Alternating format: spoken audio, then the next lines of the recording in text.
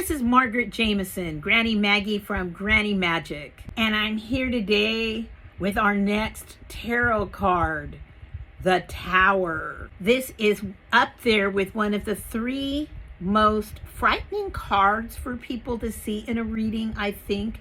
We've talked about death is also sudden change, like the Tower, but death is really natural ending to a cycle, and you move forward. The card immediately preceding the Tower is the Devil card, which shows us giving in to our lower, baser instincts. We're no longer following in an authentic way the path to our higher self. Instead, we've given in to illusions, deceptions, ego. We've developed some type of a codependency. We're now chained. Well, the Tower comes to shake that down. The Tower is associated with the planet Mars, so it has an aggressive energy. It's outward action. It's masculine energy. This isn't a subtle, nuanced internal change or spiritual redirection. This is a shakedown. It applies to whatever question you've asked in a reading. So it could apply to career, it can apply to finance, romance. It can shake down any part of your life that you have built on illusion and ego.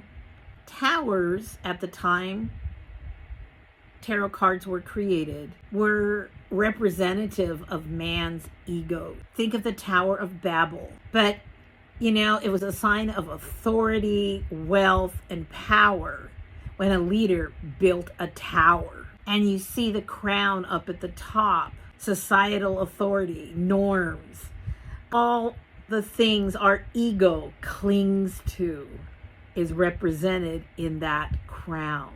Our outward story, the role we have, the persona, the mask that we present to the world, it's all about to be shaken apart. And the key words are upheaval, destruction, awakening, sudden change, chaos, revelation. But it's revelation and awakening, not in this sweet spiritual kind of a way, but really your hands are being ripped off the bar in a sense. This isn't by choice. This is when you've gotten complacent and comfortable with the story, that you're living, that you present to the world. You have these ego or identity tags and markers. And even if you think of yourself as someone who lives outside the norms of society, every group has its norms. Every group we're a part of has its norms. It has the right things you're supposed to say. It has the things you're supposed to repress about yourself. This comes to challenge all of that because you've gotten yourself in a place where your authenticity has been repressed so much in favor of what you present to society, the world, your group, that you are no longer able to pursue the path to your higher self. You've gone awry, astray. You're not really being true. The higher self that the universe is calling you to. The lightning at the top shows, hello, this is divine intervention. You cannot thwart this card.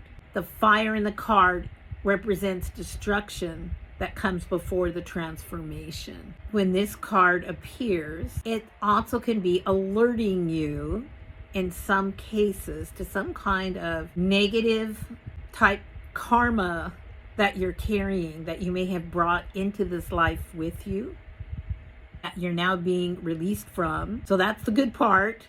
It can also sometimes represent, if you're looking to see if someone has cast negative energy at you or cursed you, the Tower shows up in that kind of a reading as well. See in readings where people get this, and I know what that is, and they're all complacent. Yeah, that's going to be tough, but I'll get through that. And that's not the Tower.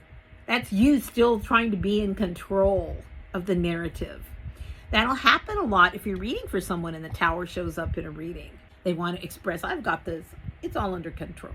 And that's when you know that's not whatever they think it's about, that the Tower is really going to be about. So This kind of an energy you can't really shift. So what you do when you see this in your own reading, or what you can offer to other people if it appears in a reading, now is the time. Align yourself as much as you can spiritually with your ancestors, with your beloved dead, with your spirit guides. It's really time to put things in place so that when this does happen, you have some type of support.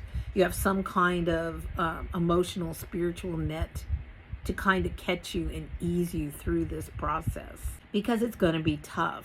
And when you have everything in place, at least that is helpful. You also want to think about maybe starting a meditation practice, a journaling, something along those lines. Start getting started on that shadow work, because it will be revealed to you when the tower comes. What aspect of your life, what area of your life you need to completely rewrite in order to be authentic, in order to grow, in order to pursue your higher self. And the outcome of this is going to be positive, and you'll look back on it and see that it was necessary.